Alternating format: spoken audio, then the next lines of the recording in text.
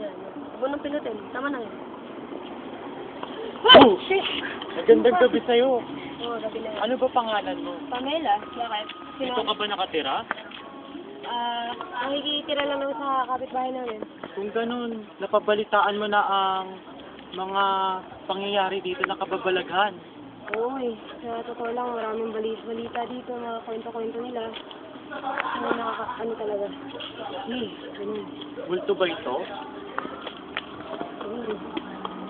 Nakakita ka na ba ng multo? Ano eh. Oo eh. Kaya nga medyo takot na takot ako sa lugar na ito eh. Larawan mo ang itsura ng multo? Ano siya?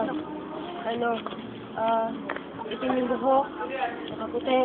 Tapos, nung tumingin sa akin, pula yung mata. Hindi ba salamin lang yon? Ata eh. Sigurado ka ba? Kasi parang, kasi ang sabi mo, parang salamin lang yun eh. Ano sabi mo mukha akong gano'n? Hindi, talaga na.